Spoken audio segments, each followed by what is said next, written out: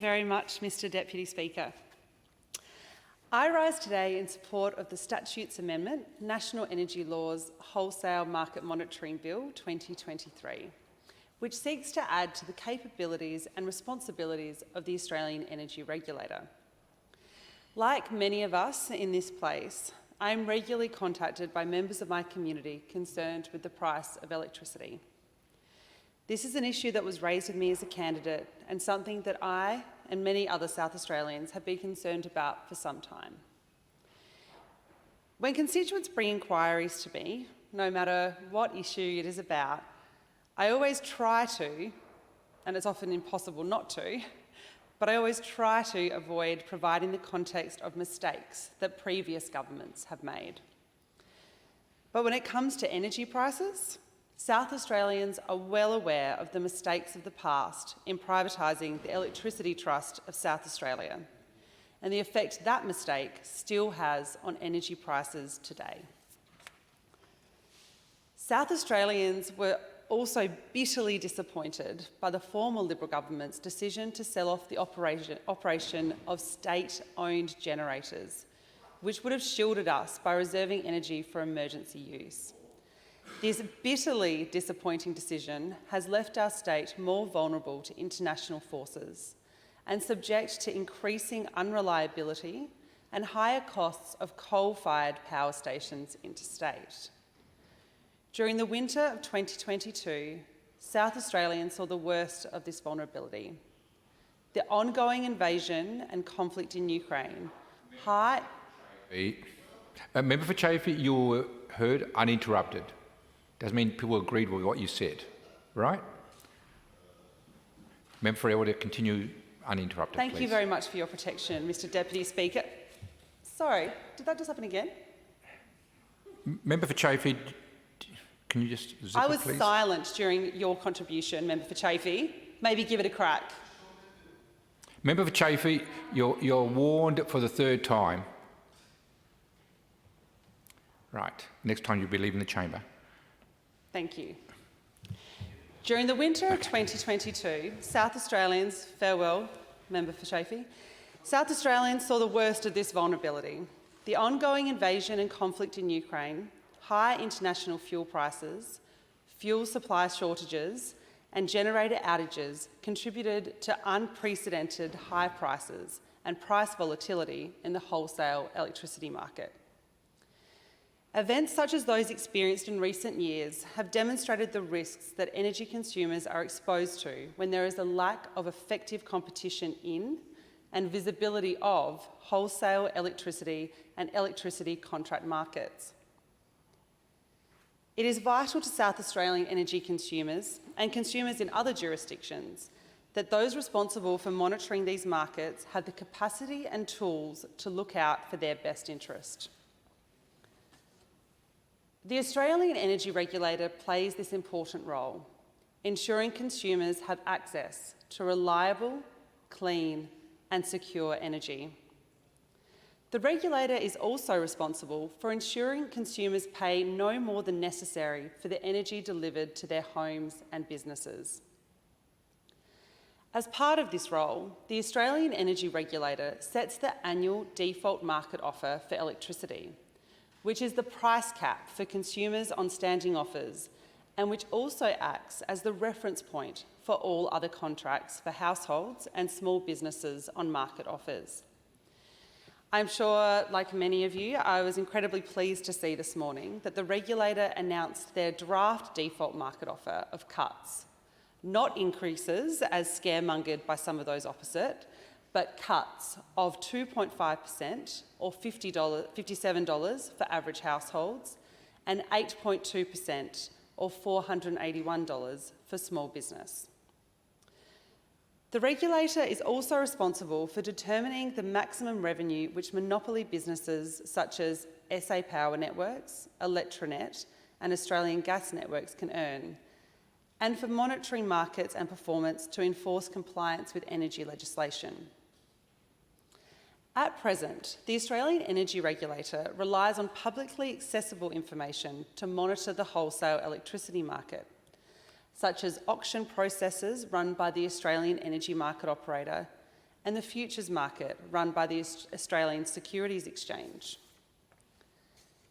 This restriction was placed on the Australian Energy Regulator under the National Energy Laws to protect commercially sensitive information.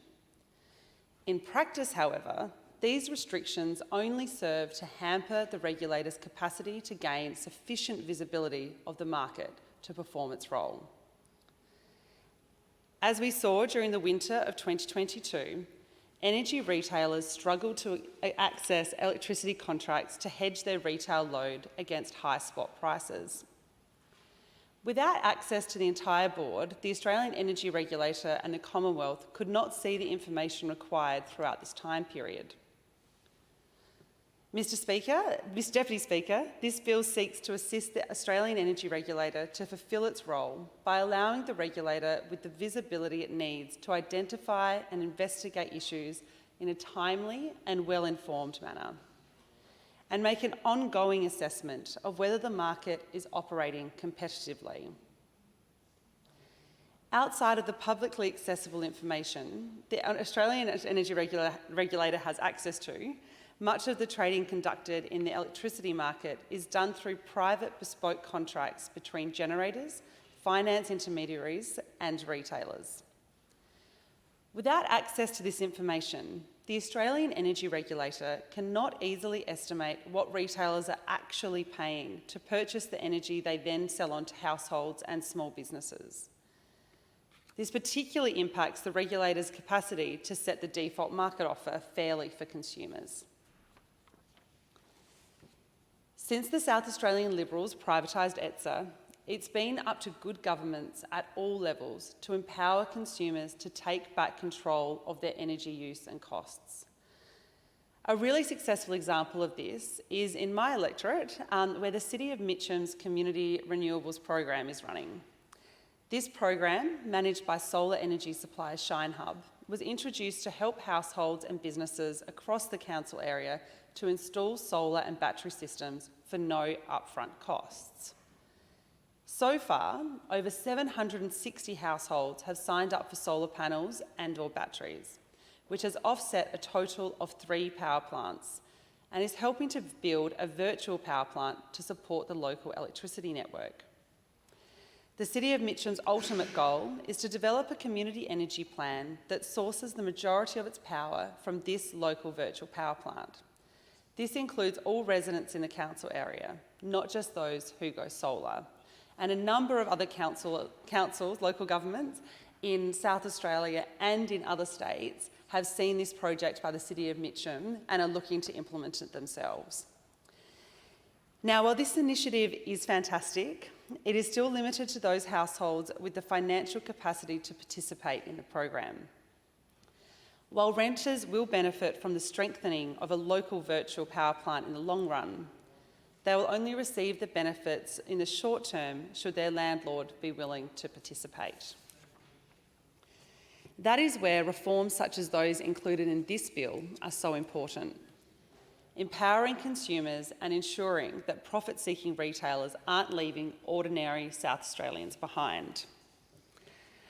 I would also like to take this opportunity to talk about a new community battery program. Through a $1 million grant from the Commonwealth's Community Batteries for Household Solar initiative, 2 community batteries will lower annual electricity bills for around 600 eligible participants by as much as $562 per year. These batteries are in McGill and in Edwardstown. Now, the one in Edwardstown isn't in my part of Edwardstown, but just over the border into my friend's seat of Badco on Towers Terrace. Hello to Jane and Quinn, who I'm sure are undoubtedly watching my excellent contribution. These batteries will help us to continue to decarbonise and will store excess energy during the day when renewable energy is abundant, and then make it available at night during periods of high demand or when the grid needs support. Housing SA tenants living near these community batteries will be invited to join the SA Virtual Power Plant scheme, with tenants closest to the 2 batteries in McGill and Edwardstown receiving the offers first. I would also like to put on record my strong support for our government bringing forward our renewable energy target by 3 years. You know, we knew that we were definitely going to be able to reach our target of 100% renewables by 2030, so we thought, well, let's actually make it a bit tougher. Let's give ourselves a bit more of a, push. And now we have a target to reach 100% renewables by 2027. Our previous Labor government and this Labor government's commitment to renewable energy in our state is something we can be very, very proud of. And I'm so pleased that we continue to be leaders not only in our country, but around the world in increasing renewable energy use. Now, in closing, Mr. Speaker, I would like to thank all of those who have helped bring this bill to this place, including those who participated in the 2 rounds of public consultation, the Energy and Climate Ministerial Council, our Minister for Energy's staff, particularly Chris. Hi, Chris. And I also really want to thank our Minister for Energy. He is incredibly knowledgeable about this space. He works incredibly hard. And, I'm proud that we have a Minister for Energy who proudly voted against the sale of ETSA back in 1999. What a legend. And thank you to the rest of his team. I proudly commend this bill to the House. Thank you.